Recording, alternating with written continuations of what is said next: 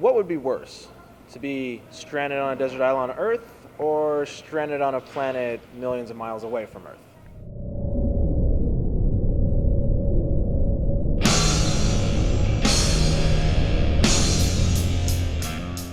We're here tonight at Brandon Theaters watching The Martian with Matt Damon. Interesting enough, this is based off a novel. Didn't know that. The premise is pretty straightforward. If you saw the previews, you get that they're on Mars doing scientific stuff and a storm comes and damn the luck, something happens. They think Mark Watney is dead, but really he's not. So you get to this interesting dynamic of what a person does when they're by themselves. So you get to see this interesting dynamic of Mark on Mars dealing with himself, figuring out how to survive, solving one problem to go to the next problem. You kind of see that slow descent, kind of like in Castaway with Tom Hanks and his best friend was Wilson. Spoiler if you haven't seen it yet. Obviously I know they didn't go to Mars and film, but everything that they were showing me, I believe that's what Mars looks like, probably feels like. Being the sister planet to Earth, it's just really red. Some people probably think the Martian, hey, they're aliens.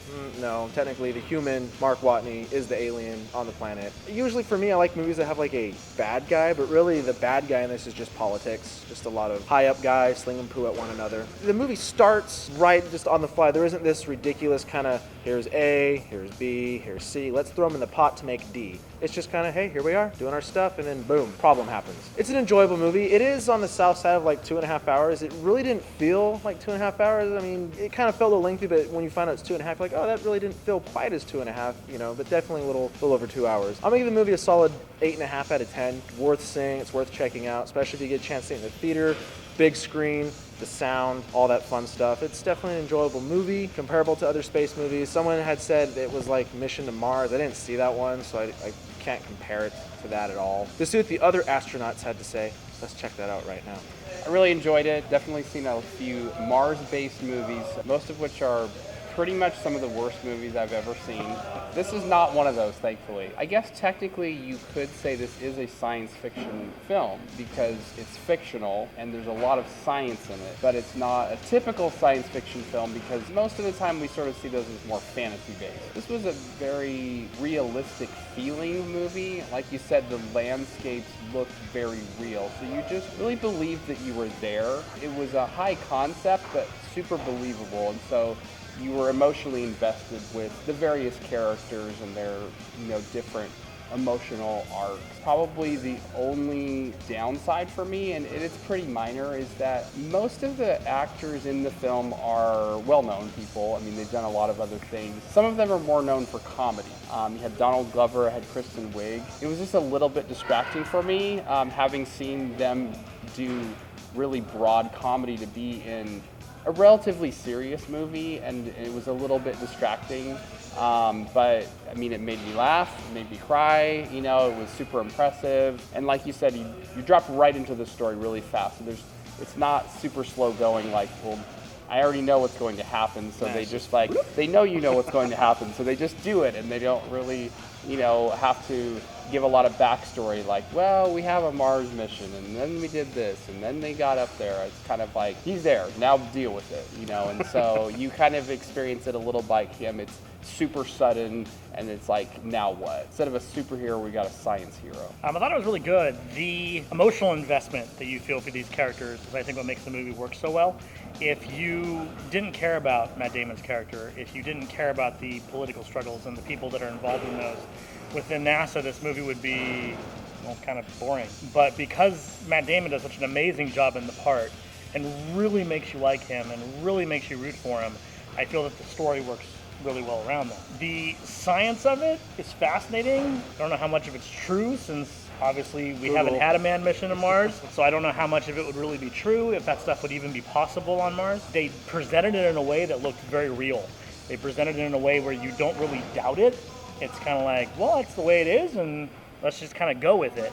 And I like that aspect of it. When you combine the acting with the science, it makes this neat experience that, although it's slow at parts, you kind of don't realize it's slow at parts because you're so invested in what's going on that you're just kind of strapped in for the ride with him. There are points in the movie where time will pass and he'll look different, and you're like, I didn't even realize time passed. I'm so invested in what's going on. So it's very, very well done.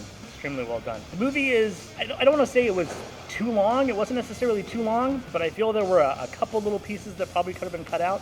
I'm not normally the one that says something is too long, but there are a couple of parts where I was just like, okay, we get what's going on right now. It's time to move on to the next scene. But overall, I think the movie was fantastic. So this is the second Mars movie I've seen in theaters. The first one being Mission to Mars way back in 2000. For once, there are no aliens involved in a Mars-making movie, which is surprising, considering Ridley Scott, every space movie he makes usually involves aliens in some form or another, all the way back to the first Alien movie he did in 1979. The visual effects were pretty good. There wasn't a moment where I thought that didn't look very realistic or fake, but then again, we don't have too many up-close photographs of the Mars terrain, except for the one in 97 and the recent one, I forget the names of them. I used to keep track of all this stuff. Science there was nothing I'm like, give me a break, that's not possible. But I don't know much about astrodynamics, so I can't say that with any professional certainty. The acting, nothing wrong there. I do wonder if Matt Damon actually did lose weight for the role when we showed how he progressively lost weight over time, or if that was a makeup or CG work.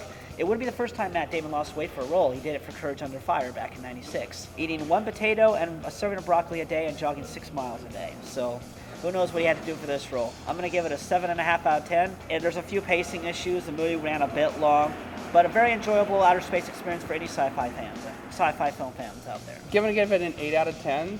Super enjoyable movie. Highly recommend it. It's maybe not what everyone is interested in. I mean, it definitely hit my buttons as a science lover. Not everyone maybe is going to enjoy that as much as me. I definitely recommend it as a really enjoyable film. I give it an 8. It was definitely good. I didn't have very high expectations going in. It looked like it was kind of a neat movie, but it wasn't something I was super excited about. It's not really my thing.